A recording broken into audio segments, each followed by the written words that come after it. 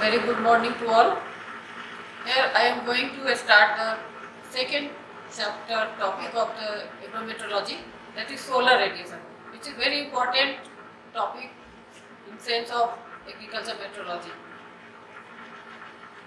To start with the solar radiation, first we will look at the sun and earth system. So the sun is the major source of energy, or you can say that the ultimate source of the energy.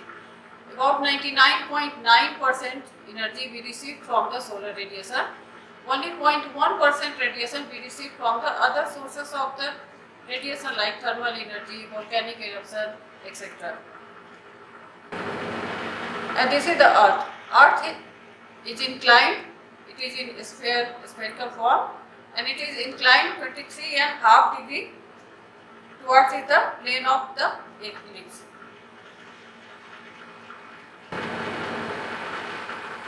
This is the solar system when sun is in center and 9 planets are there. This is the distance from the sun to the other planets.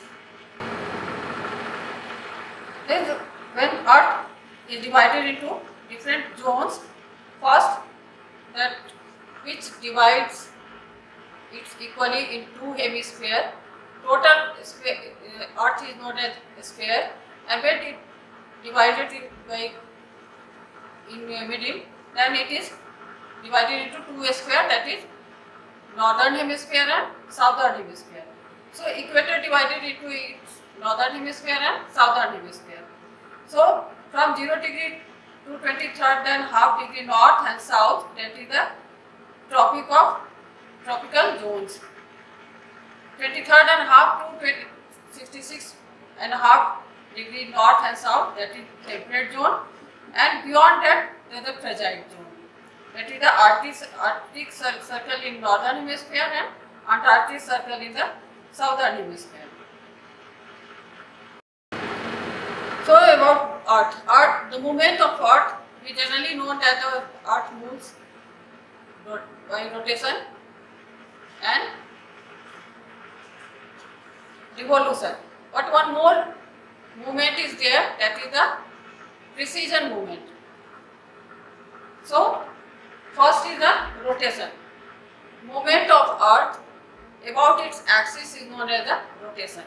It takes 24 hours, and result of that rotation is day and night. Revolution is the movement of Earth around the sun.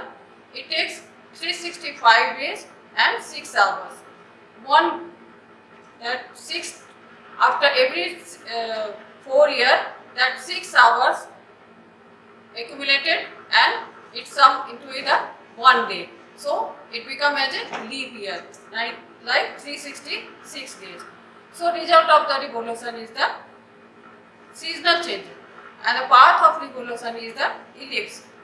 Third movement is the precision movement. Precision, what is precision movement? When we rotated लट्टू, you know that लट्टू, जब आप लट्टू को घुमाते हैं तो आप देखेंगे कि उसमें एक्सिस के तरफ से चारों तरफ से भी घूमता है और उसमें बॉबलिंग मोशन भी होता है, मीन्स वो फ्लक्चुएट करता है, ऊपर नीचे फ्लक्चुएट करता है. That is known as the precision movement. When Earth revolves around the sun in elliptical path, it has two focal lengths. So one time it becomes very close to the sun, and one at a time it becomes very farthest to the sun. So there are two positions. First is the perihelion, and so perihelion at the time of 3rd January, it is when Earth comes closer to the sun, that is known as perihelion, and when Earth farthest from the sun, that is known as the aphelion. Every 3rd January, it is a perihelion situation, and distance between sun and Earth is the 147 million kilometer. At the time of aphelion, the distance between Earth and sun is the 152 million kilometer, and the mean distance of the sun and Earth is 150 million kilometer. So where it comes from, that Helion comes from the Greek word helios means sun, peri means near, and apo means away from. So this is clear that what is perihelion and aphelion. That is perihelion on 3rd January, aphelion at 4th July. But it is very interesting that at the time of January, if the earth is closest to the sun, then we will feel warmer than any time of the revolution. But it is like that the whole earth is closest to the sun, but our northern hemisphere is facing behind to the sun face. That's why we feel cold. We feel winter season. In northern hemisphere there is a winter season, and in southern hemisphere there is a summer season. So now at the time of when we talk about the revolution of the earth, there are 4 positions of the earth in total revolution. 2 is equinox position, 1 is summer solstice, and 1 is the winter solstice. What is equinox? Eq means equal, nox means night. When the sun's noon rays are directly overhead at the equator, then it is known as equinox. जब equator पे सन का direct sun rays पड़ता है, then equator इसको हम बोलते हैं equinox. When day and nights are of equal length everywhere. It occurs twice in a year. First is March 23rd, that is known as spring or vernal equinox, and second is the 21st September, that known as the fall or autumn equinox. Next is the solstice. What is solstice? Solstice word derived from the word sol means sun and sister means stand still. जब हम अर्थ को देखते हैं, अर्थ already 23.5 degree पे tilt रहता है, और जब ये टिल्ट इसका मैक्सिमम टिल्ट रहेगा 23.5 डिग्री पे, तो एक ऐसा पोजीशन आता है जबकि सन का नून रे डायरेक्टली ओवरहेड होता है ट्रॉपिक ऑफ कैप्रिकॉर्न पे. जब इसका नॉर्दर्न हेमिस्फीयर 23.5 डिग्री पे टिल्ट रहेगा, तो एक पोजीशन आता है जिसमें कि 23.5 डिग्री नॉर्थ पे सन का नून रे डायरेक्टली ओवरहेड होता है, and that is known as the summer solstice. इसी तरह जब ट्रॉपिक ऑफ कैप्रिकॉर्न पे डायरेक्टली ओवरहेड होता है सन का नून रेज, देन इसको हम लोग बोलते हैं winter solstice. So the axis of earth is inclined at an angle of 23.5 degree from the perpendicular to the plane of the orbit, and solstice are the point when declination is the maximum of 23.5 degree north or south. So first is the summer solstice. Summer solstice कब आता है?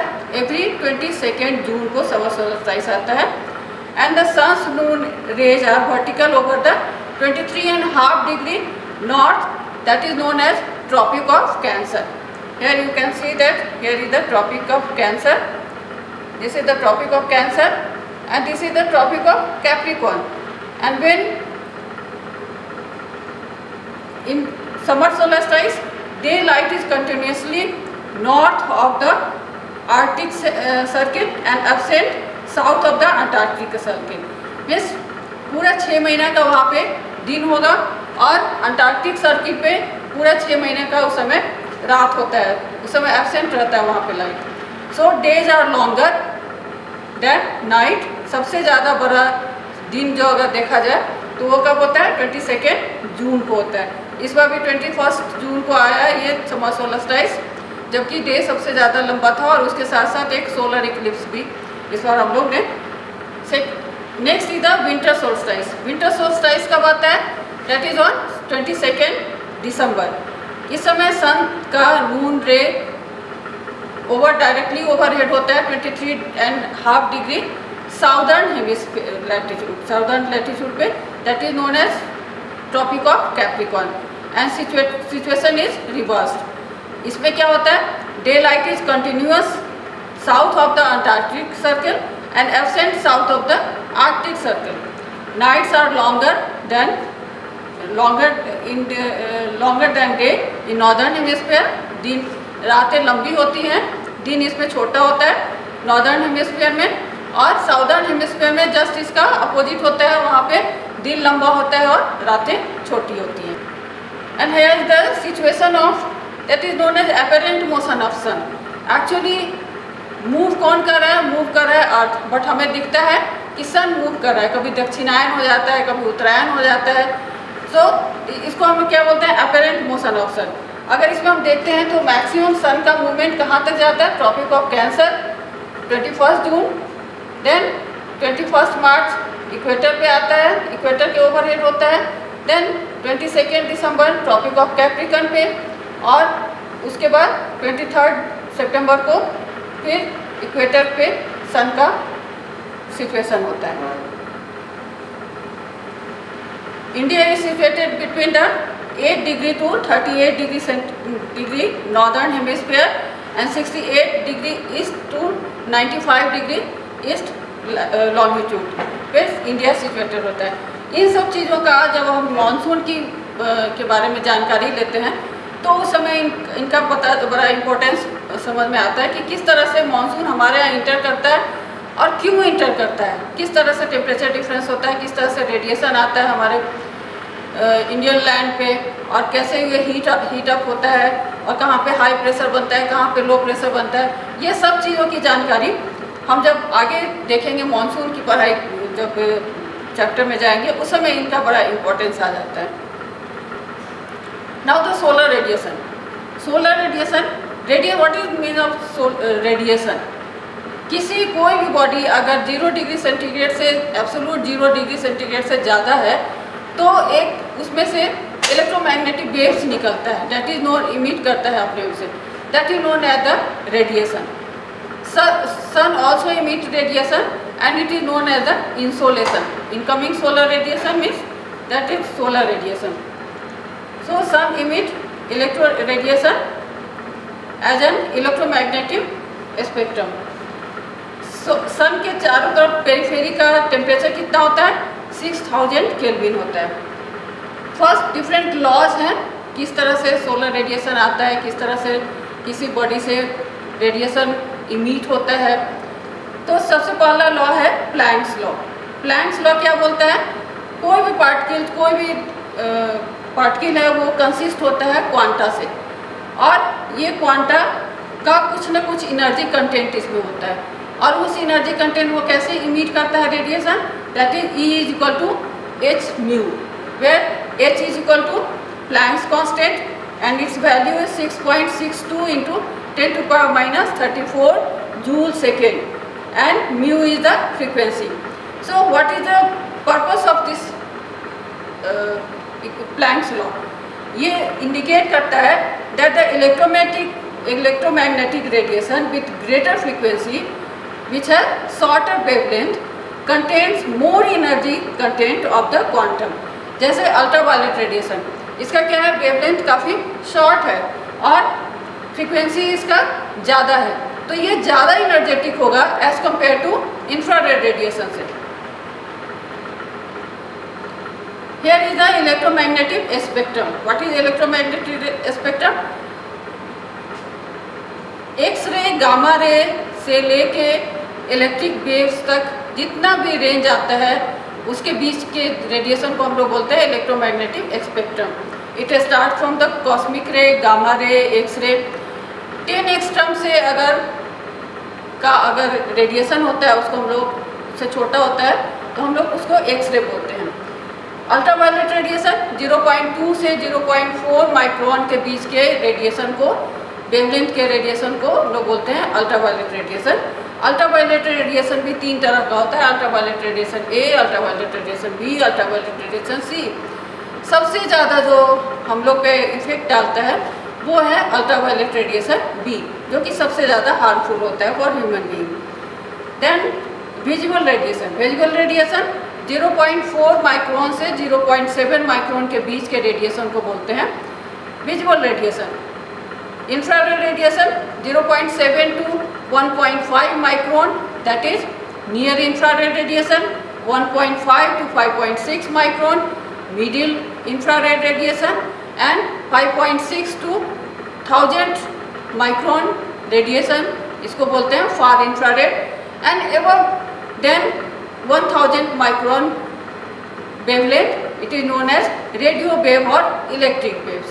So this is the electromagnetic spectrum. अब हम ये नहीं बोल सकते हैं कि हमारे बहुत सारी चीज़ें होती हैं जो कि हमें नज़र आती हैं, बहुत सारी चीज़ें हमें नज़र नहीं आती है। इसका हम कितना देख पाते हैं इसमें, इस स्पेक्ट्रम में सिर्फ विजुअल रेंज देख पाते हैं, that is from 0.4 to 0.7। But हमारे पास क्या रेंज है, एक्सरे भी है हमारे पास, अल्ट्रावायलेट रेडिएशन भी है, इंफ्रारेड रेडिएशन भी है, जिसको कि हम नहीं देख पाते, हमारा आँख उसके लिए सेंसिटिव नहीं है। सो पूरे रेडिएशन को अगर हम डिवाइड करते हैं तो दो टाइप का रेडिएशन होता है, that is short wave radiation and second is long wave radiation. If the wavelength is less than 4 micron, that is it is known as the short wave radiation. Short wave radiation निकलता कहाँ से है, जैसे high temperature कोई body है like sun से अगर जो रेडिएशन निकलता है, it is in the form of short wave radiation. Solar radiation निकलता है कितने से कितने तक, 0.15 टू 4 माइक्रोन का रेडिएशन निकलता है, और इसका पीक जो होता है वो 0.5 माइक्रोन होता है। इसी तरह long wave radiation, lambda means wavelength, if the wavelength is greater than 4 micron, that is it is known as long wave radiation, and it emitted from the low temperature body like earth. अर्थ क्या होता है, सन से जो radiation आता है उससे direct atmosphere गर्म नहीं होता है, सन से रेडिएशन आता है, अर्थ उसको एब्जॉर्ब करती है, और earth due to conduction and sometime due to convection ये धीरे धीरे अर्थ के एटमॉस्फेयर को गर्म करती है, जिससे कि हमारा एटमॉस्फेयर गर्म होता है। सो जैसे ही सोलर रेडिएशन आता है और अर्थ इस रेडिएशन को एब्जॉर्ब करती है, तो जितना टेम्परेचर इंक्रीज होता है उसके हिसाब से ये अर्थ रेडिएट करती है एनर्जी, और वो रेडिएशन इमिट करती है in the range of 4 to 80 micron. 4 to 80 micron के रेंज को अर्थ रेडिएट करती है एनर्जी, और इसको बोलते हैं हम लोग long wave radiation. Radiation laws already known as lambda is equal to c by v, means lambda means wavelength is equal to speed of light divided by frequency, and the speed of light is velocity of light is constant, that is 3 into 10 to the power 10 centimeter per second। जब भी हम लोग agriculture metrology की बात करते हैं, it is related to the physics, and physics में unit काफ़ी इम्पोर्टेंट होता है। जब भी हम कहीं भी बात करेंगे तो हम उसमें यूनिट की बात जरूर करते हैं कि किसी भी चीज़ का क्या यूनिट होना चाहिए। जैसे प्लैंक्स लॉ है, स्टीफेंस बोल्ट्जमान लॉ है, उसमें कांस्टेंट कितना है, कांस्टेंट का यूनिट कितना है, उसका वैल्यू क्या है, ये सब चीज़ याद करने की बहुत ज़्यादा ज़रूरत हो जाती है। Second law is the Kirchhoff's law. When the ratio of emitted energy to the absorbed energy is a function of temperature and wavelength. जब किसी चीज़ से इमिटेड एनर्जी जितना कोई भी बॉडी जितना एब्जॉर्ब करता है उतने ही अमाउंट में वो इमिट करता है, that is known as Kirchhoff's law. और इसका रिजल्ट क्या निकला कि a perfect absorber of radiation is a perfect emitter, and it is unity in the case of black body. EAB radiant energy absorb is equal to 1 किस term में होगा, black body के term में होगा। जैसे सन ब्लैक बॉडी मानते हैं इसको, तो जितना ये एब्जॉर्ब करता है उतना ही इमिट करता है। इसी तरह EAB is in between 0 and 1 किसका होगा, अर्थ का होगा। Body term as grey body, earth को हम लोग ब्लैक बॉडी नहीं बोलते हैं, अर्थ को ग्रे बॉडी बोलते हैं, क्योंकि इसका एब्जॉर्प्शन जो होता है वो इन बिटवीन 0 to 1 होता है। So next comes to the insolation, means solar radiation. I denote the insolation. So I is equal to किस तरह से जो हमारे पास सोलर रेडिएशन आता है वो डिफरेंट पार्ट में कैसे कन्वर्ट होता है, क्या क्या होता है उस रेडिएशन का। कुछ पार्ट एब्जॉर्ब होता है, कुछ पार्ट रिफ्लेक्ट होता है और कुछ पार्ट ट्रांसमिट होता है.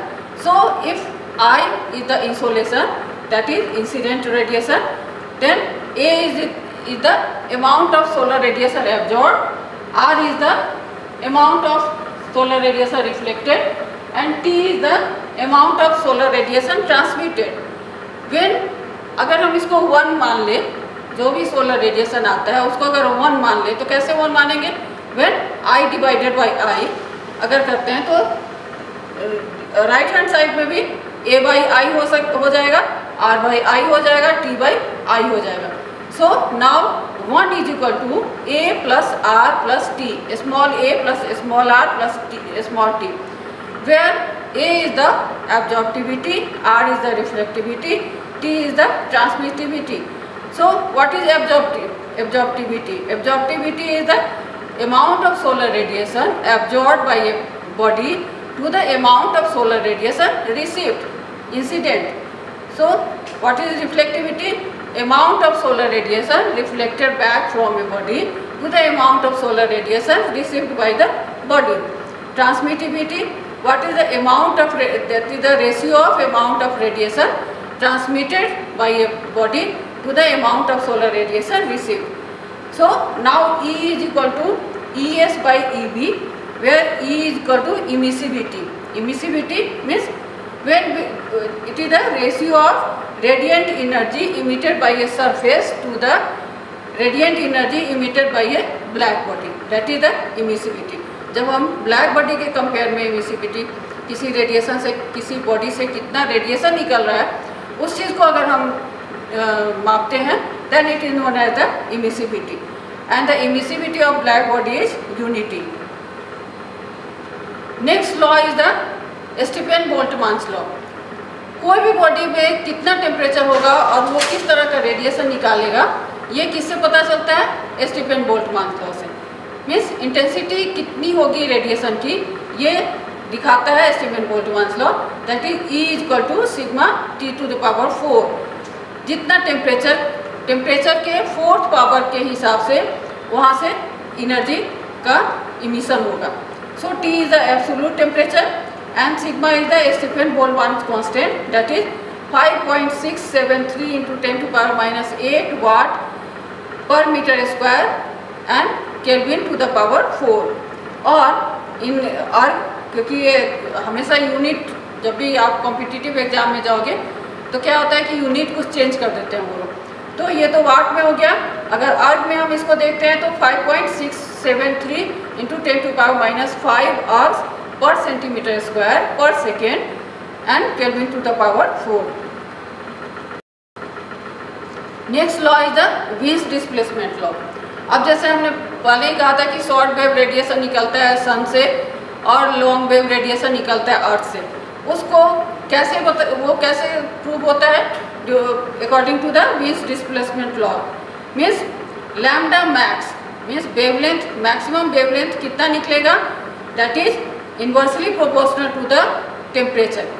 टेम्परेचर किसी भी बॉडी का टेम्परेचर अगर ज़्यादा होगा तो उससे कम वेवलेंथ का रेडिएशन निकलेगा.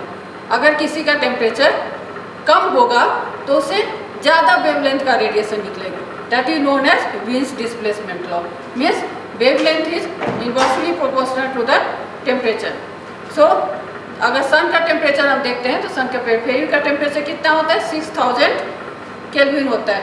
सो when we divided by the constant to 6000, constant is the 2897 divided by 6000, that is 0.483 micron और approximately 0.5 micron.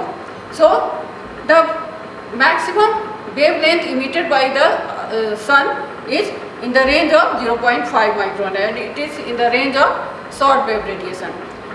When we compare with the earth का जो temperature होता है वो around 300 Kelvin होता है. When we divided constant by the temperature of the earth, then it comes to the 9.66 micron, that is approximately 10 micron. So it comes under the long wave radiation. Now why sky looks blue? हमारा आसमान जो है वो नीला ही क्यों दिखता है, ये लाल पीला दूसरे तरह का क्यों नहीं दिखता है? तो ये दो इसमें हम लोग देखेंगे। स्कैटरिंग, जो भी रेडिएशन आता है सन से, वो जब अर्थ एटमॉस्फेयर में इंटर करता है तो वो स्कैटर्ड हो जाता है। स्कैटरिंग में बिखरना उसका, जितने भी जैसे एटमॉस्फेरिक कंस्टिट्यूएंट्स हैं, डस्ट पार्टिकल है, क्लाउड्स है, जो भी कंस्टिट्यूएंट्स है उसमें जैसे ही पड़ता है वो स्कैटर्ड हो जाता है। ये स्कैटरिंग कितने तरह का होता है? दो तरह का स्कैटरिंग होता है। First is the Rayleigh scattering, second is the Mie scattering. So according to Rayleigh scattering, what is Rayleigh scattering? अगर किसी circumference of scattering particle is 1/10 of the incident radiation, अगर इंसिडेंट रेडिएशन से के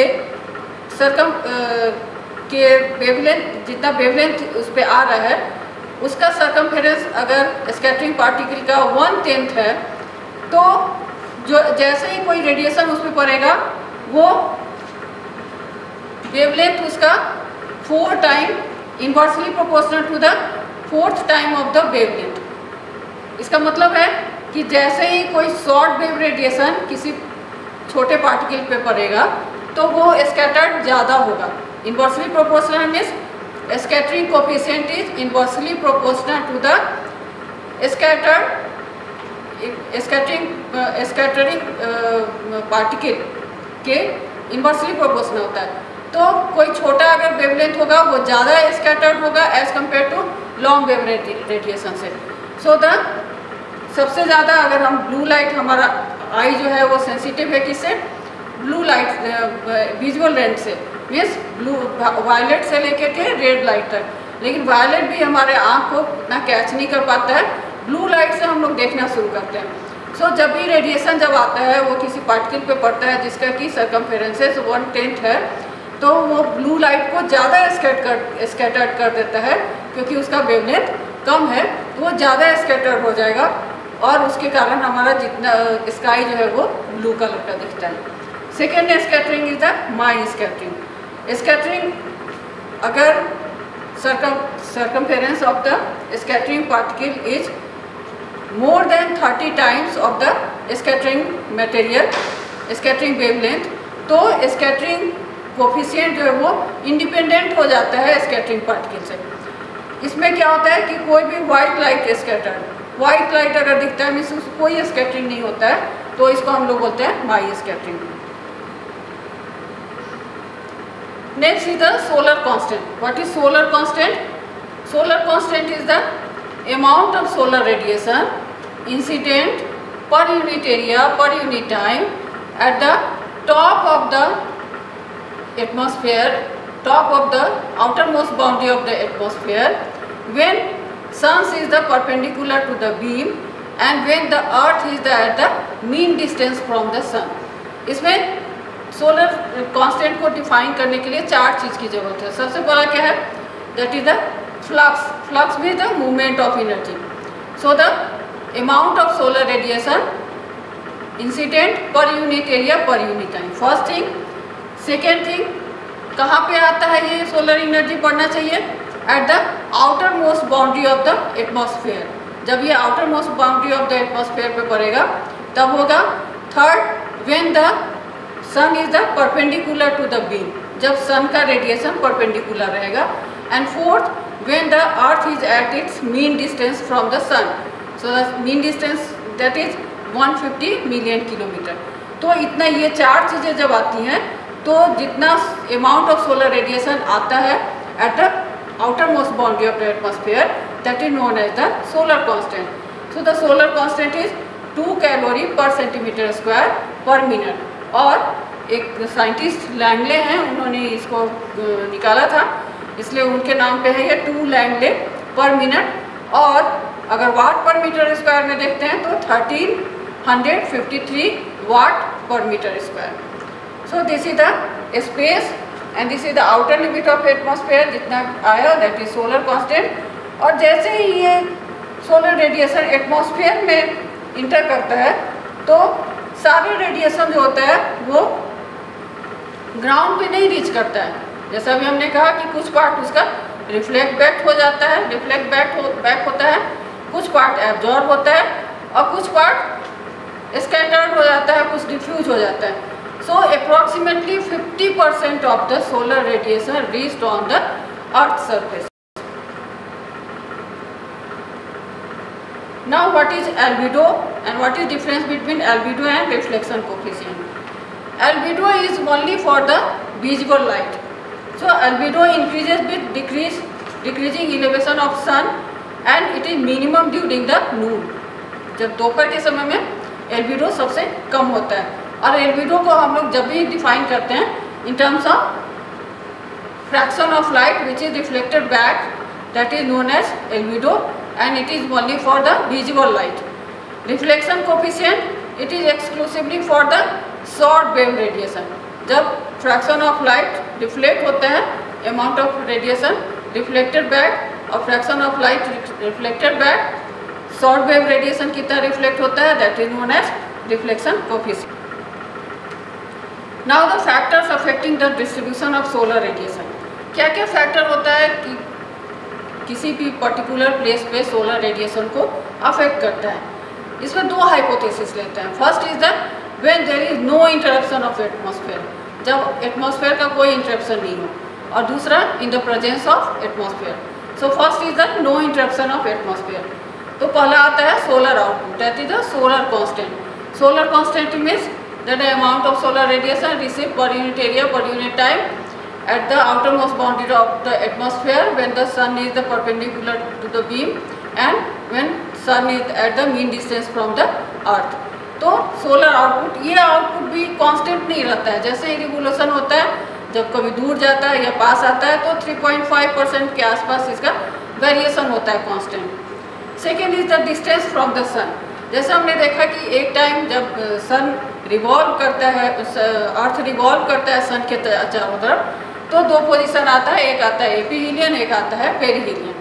तो at the time of perihelion earth received 7% more energy as compare to aphelion, क्योंकि aphelion में अर्थ जो है वो फार्टेस्ट हो जाता है फ्रॉम सन एंड पेरीहीलियन में सन क्लोज आ जाता है, सन के क्लोज आता है अर्थ, और रेडिएशन 7% ज़्यादा इस समय हम रिसीव करते हैं as compare to aphelion. Next is the altitude of the sun. Altitude means angle between its rays and a tangent to the earth's surface at the point of observation. किसी भी point of observation पे किस तरह से sun का radiation आ रहा है। अगर ये डायरेक्ट रेडिएशन आता है तो सोलर इंटेंसिटी ज़्यादा होती है, अगर स्लैंटिंग आता है देन सोलर रेडिएशन कम आता है। And next is the fourth is the length of day. Length of day पे भी डिपेंड करता है सोलर रेडिएशन, कितना amount of solar radiation receive हुआ एट ए पर्टिकुलर प्लेस। जैसे इक्वेटर पे, जैसे इक्वेटर से हम पोल की तरफ जाते हैं, साउथ पोल हो या नॉर्थ पोल हो, दोनों तरफ डे लेंथ जो है वो इंक्रीज करता जाता है। जैसे इक्वेटर पे 12 घंटे का दिन होता है, 12 घंटे का रात होता है, बट जैसे पोल की तरफ जैसे 30 डिग्री नॉर्थ लैटिट्यूड पे जाते हैं, वहाँ पे 66.5 डिग्री लैटिट्यूड पे जाते हैं, तो वहाँ पे 1 मंथ का दिन होता है, 1 मंथ का नाइट होता है। इसी तरह का पोल पे जाते हैं तो 6 मंथ का नाइट होता है, 6 मंथ का डे होता है। तो जैसे जैसे अगर मान लीजिए कि डे लंबा होगा तो सोलर रेडिएशन का ज़्यादा मिलेगा वहाँ पे, और नाइट होगा तो सोलर रेडिएशन कम मिलेगा। तो according to the length of day भी हम, और ये डिपेंड किस पे करता है, that depends on the latitude. जैसे जैसे लैटिट्यूड का वेरिएशन होगा वैसे वैसे लेंथ, डे लेंथ जो है वो इंक्रीज करेगा और amount of solar radiation very करता है। Second, in the presence of atmosphere. तो एटमॉस्फेयर में क्या होता है, एटमॉस्फेयर में बहुत सारे गैसियस कॉन्स्टिट्यूएंट्स हैं, जैसे कि डस्ट पार्टिकल है, वाटर वेपर है, क्लाउड्स हैं। इन सब के कारण क्या होता है कि जो भी सोलर रेडिएशन आ रहा है वो आता है नीचे, अर्थ इसको एब्जॉर्ब करता है और कुछ पार्ट उसमें से उसका एब्जॉर्ब हो जाता है और कुछ पार्ट को वो रिफ्लेक्ट करता है। तो जितना अमाउंट ऑफ सोलर रेडिएशन हमारे अर्थ तक पहुंचना चाहिए उतना नहीं पहुंच पाता है, कुछ पार्ट स्कैटर्ड हो जाता है, कुछ पार्ट एब्जॉर्ब हो जाता है डस्ट पार्ट के कारण, तो पूरा का पूरा रेडिएशन आ नहीं पाता है। जैसे मान लीजिए कि ओजोन लेयर है, ओजोन लेयर क्या करती है, स्क्रीन आउट करती है, जितना भी अल्ट्रावायलेट रेडिएशन है उसको स्क्रीन आउट करके वहीं से ख़त्म करती है, उसको पूरा अर्थ पे नहीं आने देती। तो ये इफेक्ट ऑफ एटमॉस्फेयर है। इफेक्ट ऑफ क्लाउड, क्लाउड अगर आ गया तो ये एक सील की तरह काम करता है एटमॉस्फेयर में, जितना भी रेडिएशन आ रहा है उसको वो चेक करता है वहीं पे, वो नीचे आने नहीं देता है। Then effect of elevation and aspects. Effect of elevation means कौन सा फेस, साउदर्न फेस का है किसी भी पर्टिकुलर प्लेस का, या नॉर्दर्न फेस है, उस पर भी डिपेंड करता है कि सोलर रेडिएशन कितना आएगा। जनरली देखा गया है कि साउदर्न फेसिंग जो है वो ज़्यादा रेडिएशन रिसीव करता है as compare to northern facing से। Effect of land and sea, अगर लैंड है और सी है तो उस कंडीशन में भी हमारे पास सोलर रेडिएशन का अमाउंट जो है वो डिफर करता है, क्योंकि लैंड जो है वो जल्दी कम ही अमाउंट में ज़्यादा गर्म हो जाता है, क्योंकि उसका स्पेसिफिक हीट कैपेसिटी बहुत कम होता है, दैट इज 0.2 कैलोरी पर ग्राम पर degree centigrade. Means 1 degree centigrade बढ़ाने के लिए मात्र उसमें 0.2 कैलोरी का ही एनर्जी चाहिए। जबकि अगर सी है तो सी का वाटर है उसमें, और वाटर का स्पेसिफिक हीट कैपेसिटी बहुत ज़्यादा होता है, 1 कैलोरी पर ग्राम पर degree centigrade. So on the basis of that heat capacity amount of solar radiation जो है वो डिफर करता है लैंड पे और सी पे। Now the radiation balance. अब जैसे हमने कहा कि जितना भी सोलर रेडिएशन है उसको हम लोग 1 मानते हैं। 1 मीन्स 100% मान लें कि रेडिएशन जो भी सन से आ रहा है वो 100% अगर आ रहा है तो उसका किस तरह से ये डिफरेंट कंस्टिट्यूट में डिवाइड होगा। तो सबसे पहले एटमॉस्फेयर है। एटमॉस्फेयर में वाटर वेपर प्रेजेंट होता है, डस्ट पार्टिकल होता है एंड ओजोन लेयर प्रेजेंट होता है। So around 16% of the solar radiation absorbed by the water vapor, dust particle and ozone layer. 3% absorbed by the cloud and back scattering by the air 6%, reflected by the cloud 20%, reflected by the surface that is 4%. So only 51% radiation we received by the ground or absorbed by the ground or land. So now this 51% radiation ये अब क्या करता है, ये इसी radiation का सबसे ज़्यादा काम है कि ये इसके बाद क्या होता है इस 15% का, इस 51% sorry that 51% is now converted into 21%। 3 तरह से इसको हम लोग डिवाइड करते हैं। इसको आप देख सकते हैं, जैसे energy balance of heat balance है, नेट रेडिएशन जितना आया वो कहाँ जाता है, कुछ अमाउंट सॉइल को हीट करने में जाता है, that is 5 to 15% of net radiation, that is G. H that is sensible heat flux, that is 10 to 15% of net radiation कहाँ जाता है, ये जाता है एटमॉस्फेयर को गर्म करने में, जिसको सेंस हम करते हैं, जिसके कारण हमें गर्मी मिलती है, that is sensible heat flux. And L latent heat flux means जितना भी पानी है उसको वेपर में बदलने में जो एनर्जी जाता है, रेडिएशन जाता है, that is latent heat flux. So 75 to 85% of net radiation is used in latent heat flux. PS means energy fixed in plants by photosynthesis. Only 5 to 15% of the net radiation is used in the photosynthesis, and in miscellaneous only 5% of the net radiation is used in the miscellaneous energy like respiration etc. So the maximum energy used in the sensible heat flux, latent heat flux and soil heat flux. 21% that is reflected converted into the soil heat flux, then sensible heat flux 7% and latent heat flux radiation. That is RN. What is net radiation? That is net radiation is the incoming radiation minus outgoing radiation. Incoming radiation from sun and outgoing radiation from the earth's surface. So Rn is the positive from sunrise to sunset, and it is maximum at the midday, whereas it is negative during the night. Now the selective absorption. What is selective absorption? Solar radiation is absorbed by the constituents of the atmosphere like oxygen, ozone, water vapor, carbon dioxide, clouds, etc. Oxygen absorbs the wavelength range between 0.12 to 0.18 micron, ozone 0.2 to 0.33, 0.44 to 0.7 micron, water vapor, this is the range, and the 5 to 8 and beyond 25 micron, carbon dioxide, this is the range, clouds all wavelength except 8.5 to 11 micron. Here we can see that all the constituents of the atmosphere absorb the solar radiation of different wavelengths, but 8.5 to 11 micron wavelength are transparent are not absorbed by any constituents of the atmosphere. Means 8.5 से लेके 11 micron का जो भी wavelength है, ये किसी भी atmospheric constituents के द्वारा ये एब्जॉर्ब नहीं होता है, and atmosphere acts like a window for this particular wavelength, that is 8.5 to 11 micron, and so this is known as atmospheric window. So what is atmospheric window? Atmosphere is almost transparent for the wavelength 8.5 to 11 micron. It is not absorbed by any constituents of the atmosphere, and atmosphere like a window. Window means क्या?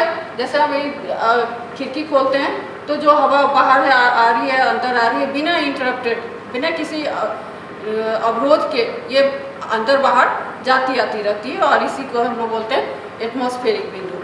इस atmospheric window को हम लोग use करते हैं remote sensing में. Now the photoperiodism. What is photoperiodism? Photoperiod is the response of crop to photoperiod or day length in relation to adaptation, growth, flowering, etc. What is long now? The long day plant, short day plant and intermediate or day neutral plants, ये अलग अलग type है. Long day plant, जब किसी plant को flowering करने में more than 14 hours का टाइम लगता है जब फ्लावरिंग पीरियड में, then it is known as long day plant.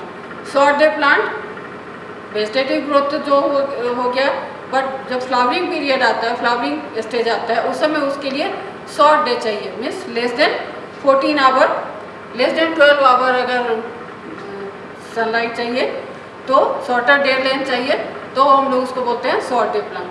इसी तरह इंटरमीडिएट और डे न्यूट्रल प्लांट जो कि ब्लूमिंग मीन्स जब फ्लावरिंग होता है, not much affected by light duration. Light duration से अगर इसका कोई इफेक्ट नहीं पड़ता है, then it is known as day neutral plant. Now the phototropic. Phototropic is the, जैसे कुछ प्लांट है उसका फेस हो जाता है सन के तरफ, वो मूवमेंट सन की तरफ होता है, जैसे sunflower. It is a kind of plant response to sunlight in which growth of certain plant species in the direction of sunlight. जिधर सन का फेस रहेगा उधर उसका फेस हो जाता है प्लांट्स का. That is known as phototropism, movement that is.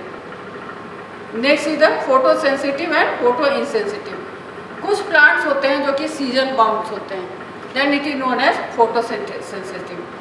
जो ग्राउंड ऑफ द ईयर नहीं ग्रो किया जा सकता है, इसको हम लोग ग्रो नहीं कर सकते. जैसे व्हीट है, that is known as photosensitive plants, but that is it is season bound. But photo insensitive जिसमें कि सीजन बाउंड नहीं होता है, किसी भी सीजन में इसको लगा सकते हैं. जैसे rice is a photo insensitive plant. Rice को हम समर में भी लगा सकते हैं, विंटर में भी लगा सकते हैं, खरीफ में भी लगा सकते हैं, तीनों सीजन में इसको लगा सकते हैं. सो जितने भी all rice variety are the photo insensitive. Photo sensitivity, photo insensitive is the, it is not season bound. Photo sensitive means season bound plant. Now the last is the radiation measurement instrument. अब जितने भी radiation हैं किस तरह से major होते हैं? जो सन से रेडिएशन आता है उसको बोलते हैं सोलर रेडिएशन। अर्थ से जो रेडिएशन निकलता है दैट इज टेरेस्ट्रियल रेडिएशन या लॉन्ग वेव रेडिएशन। सन से आता है उसको शॉर्ट वेव रेडिएशन भी बोलते हैं। तो इसको किस तरह से मेजर करते हैं कि कितने वेवलेंथ का रेडिएशन है, इसमें मेजर क्या करते हैं, वेवलेंथ को मेजर करते हैं। So first is the pyranometer और solarimeter. Direct and diffuse solar radiation को ये मेजर करता है, पायरोनोमीटर और solarimeter. What is diffuse radiation? Diffuse means direct solar radiation आ रहा है और क्लाउड्स के द्वारा या डस्ट पार्टिकल के द्वारा एब्जॉर्ब होने के बाद जो रेडिएशन निकलता है that is diffuse radiation. So direct and diffuse solar radiation measure by the pyranometer. And direct solar radiation, अगर सिर्फ डायरेक्ट सोलर रेडिएशन को मेजर करना है that pyrheliometer. Solar and long wave radiation pyrradiometer. Pyrgeometer, जहाँ भी जियो लगा रहेगा यानी कि अर्थ से जो रेडिएशन निकल रहा है उसको पायर्जियोमीटर बोलते हैं, long wave radiation. Net radiometer, net radiation flux. Net radiometer means incoming minus outgoing radiation. Pyrano albedometer, incoming and reflected radiation. Quantum sensor, quantum sensor measure करता है PAR, PAR. PAR means photo active, photosynthetic active radiation. And last is the sunshine recorder, hour of bright sunshine, कितने देर तक सन जो है वो चमकता हुआ रहा आसमान में, इसको हम लोग duration hours of bright sunshine hour से हम लोग निकालते हैं, जो कि हमारे ऑब्जर्वेटरी में भी ऑलरेडी प्रेजेंट है। इसको प्रैक्टिकल क्लास में हम लोग देख सकते हैं, that is sunshine recorder. And this is the photographs of the net radiometer, pyranometer, pyrgeometer, Campbell Stokes sunshine recorder. This is the, वो एक बॉल की तरह रहता है जो कि लेंस की तरह काम करता है, और इस पर जब लाइट पड़ता है तो नीचे डिफरेंट कार्ड्स होते हैं जिसको वो बर्न करता है, और उससे हम लोग पता करते हैं कि कितने देर तक हमारा सन जो है वो चमकता हुआ रहा। This is the pyrheliometer. So thank you.